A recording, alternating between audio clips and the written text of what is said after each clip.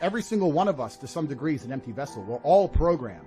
Yeah. There's no such thing as escaping the slave mind. You must just, to some degree, understand who is programming you and understand if you really want those characteristics. Most people are repeating opinions, and I'm saying, where did you get that opinion from? They can't remember where they got it from. They don't know who even told them. They don't know why they so fervently believe in it. They're just told, they're programmed. You need to genuinely analyze your brain, defrag every single opinion you strongly have, and identify where it came from and if that person has your best interest at heart.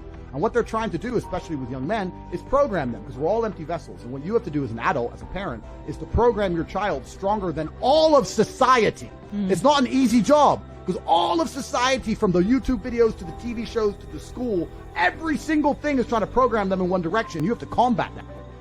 The world we live in today, they try very hard to prevent you from creating your reality. You're constantly distracted by everything, and it's hard to focus on nearly anything.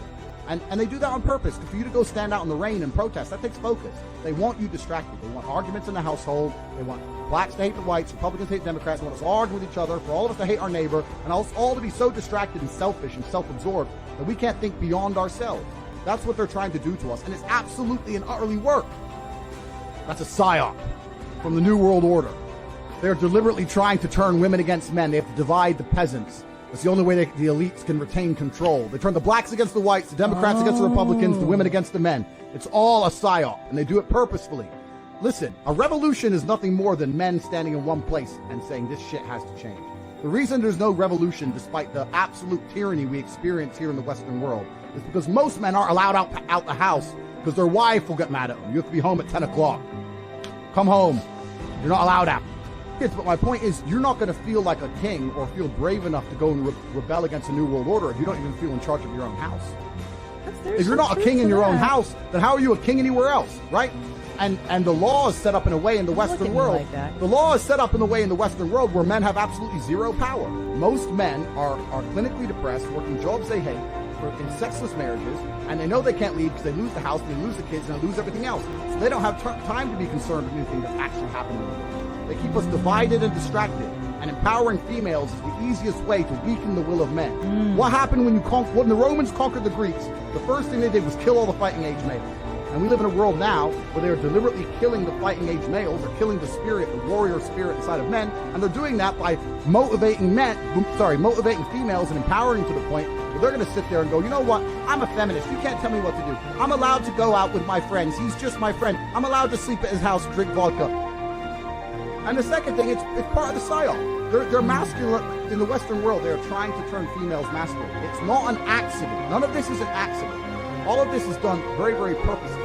And it's to destroy the will of man. The reason I feel compelled to say the things I say and do the things I do is because I live in a country where there's no femme-centric government that's going to come and destroy me. And also in my relationships with females, there's no woman telling me, Andrew, just put the mask on. Andrew, just be quiet. Andrew, it's late. Don't lose your job. Andrew, the kids, blah, blah, blah. They're just sucking men down the pit. The modern world suffers from a bout of cowardice.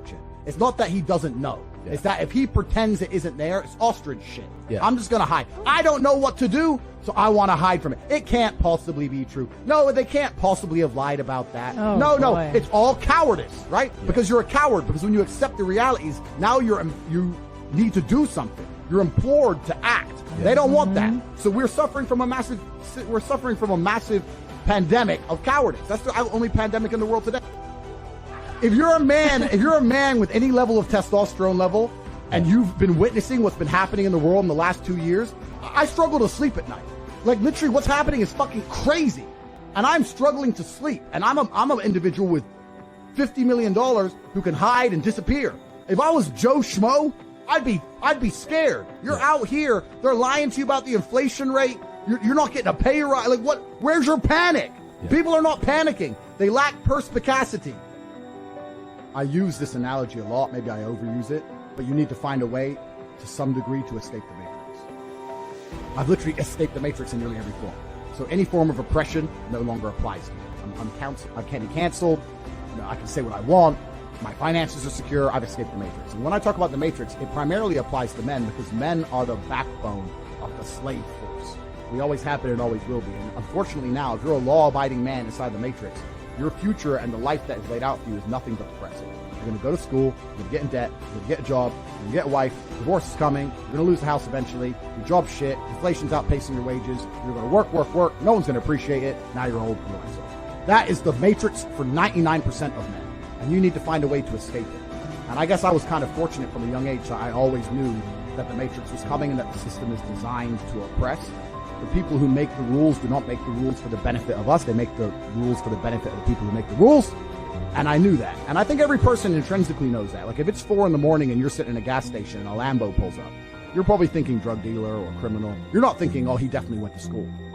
Yeah, I was lucky enough to have the most fantastic father on the planet. So my dad did make a lot of things very clear to me from a young age. My father was a chess grandmaster, and he was a nomadic individual. So he lived in a car or random hotels, floating around the world playing chess. It was an interesting life, and he taught me a lot about the fact that the system is absolutely broken, it's designed to oppress, and that the majority of people who stick to the rules are going to lose.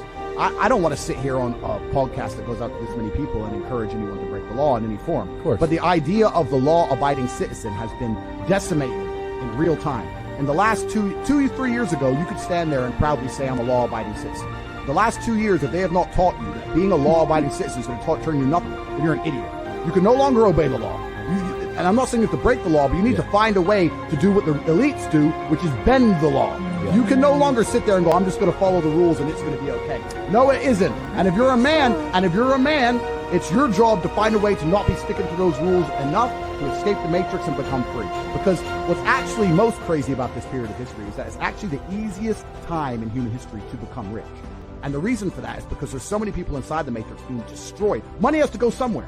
I've made so much money during COVID, it's absolutely incredible. But I genuinely believe we're living in a pivotal period of human history. Yeah. I believe that things are about to get a lot worse before they get better. Yes. And I believe that anyone who thinks like me and is aligned with me and understands about the global enslavement, if they're going to be on my team, I want them to be rich. Money gives you power. Yeah. So I am teaching anybody who will listen to my videos and understand what I'm saying and doesn't hate me how to make as much money as possible, because when the time comes and the battle call is made, I need rich people around me. I'm a chess player, right? My father was a chess player. I truly have no intention of changing the world. I have no political affiliation. I'm not Republican, I'm not Democrat, I'm not right, I'm not left. I don't believe in changing the rules of the game. I believe in winning. In chess, when you look at the board, you don't sit there and go, I'm losing, I wish a pawn could move that way. That's stupid, because that's not the game. But what's the best possible move? Yes. And what you'll actually notice is a grandmaster, you play a grandmaster at chess, he is sticking to the same rules as you. He's within the same constraints, but he will destroy you because he has a better understanding of the rules. I'm not out to change any rules. My society's not out to change any rules. The society can stay exactly as it is, be as corrupt as it is. I have no political affiliation. I don't care who's president, don't care. All I care about is analyzing the chessboard and making the most intelligent move for myself